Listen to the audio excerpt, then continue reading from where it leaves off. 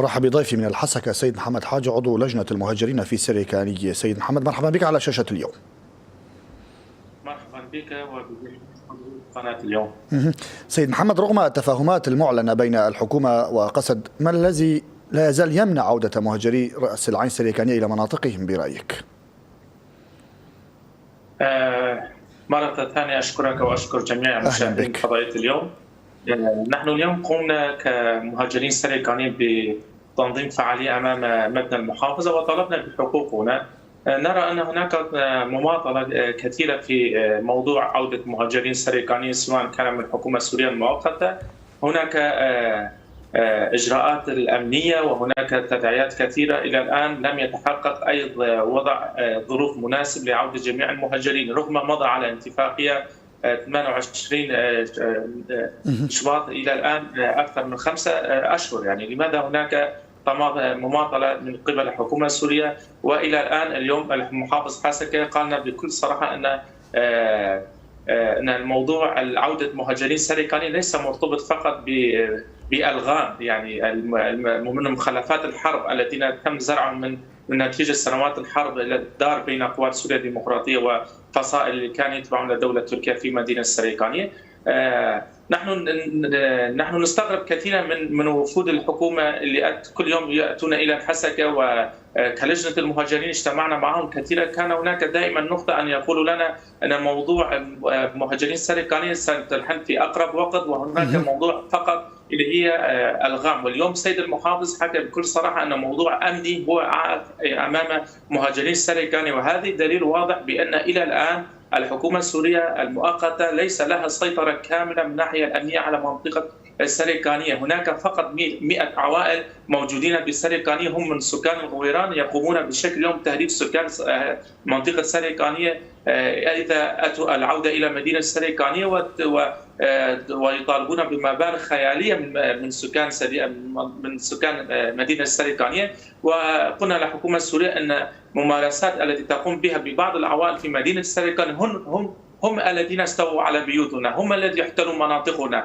والآن يقومون بتهديدنا وأن يطالبوا بنا مبالغ خيالية. لماذا لم يتم حد لهذه الممارسات التي تقوم ببعض المجموعات ليس لهم علاقة بمنطقة السريكانية، لا علاقة ثقافية ولا تاريخية ولا عرقية بمدينة السريكانية؟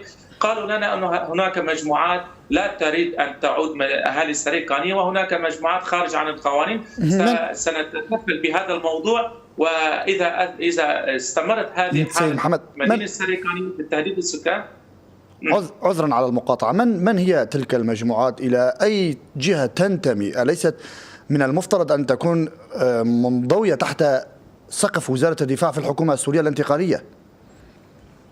طبعا نحن بعد زيارة السيد مروان العلي إلى مدينة السريكانية قلنا بشكل صراحة أن موضوع ملف الأمن يرتبط بشكل كامل بمحافظة الحسكة، وإذا كان القوات الأمنية الموجودة في منطقة السريكانية الأمن الداخلي ستكون تابعة لمحافظة الحسكة، وقوات المنتشرة ستكون القوى العسكرية أو قصائر عسكرية ستكون تحت الفرقة 60 التي تم تشكيل من قبل وزارة الدفاع السوري يعني. ولكن هناك مجموعات مرتبطة بدولة تركيا إلى الآن يتخذون قرارهم بدولة تركيا، وهناك تدخل مباشر للحكومة التركية في ملف المهاجرين السريكانية. وهذه أتى على تصريح كذا أشخاص أو ممثلين الحكومة السورية المؤقتة بهذه النقطة أن ليس لنا السيطرة كاملة على منطقة السريكانية واتخاذ قرار بشأن المجموعات المتبقين الآن في مدينة السريكانية.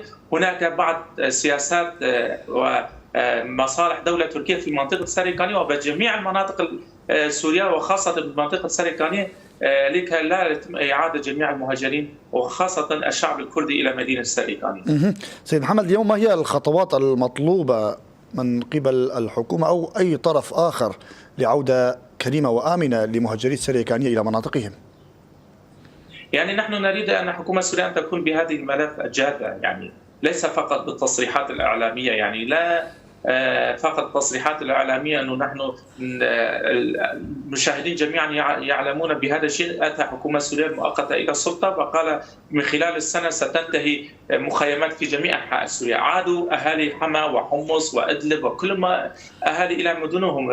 لماذا أهالي سريكاني هم مصيرهم إلى الآن مجهول؟ يعني لماذا لا يتم العمل بكل جادة بكل كفاءة لعودة جميع المهاجرين السريكاني إلى ديارهم؟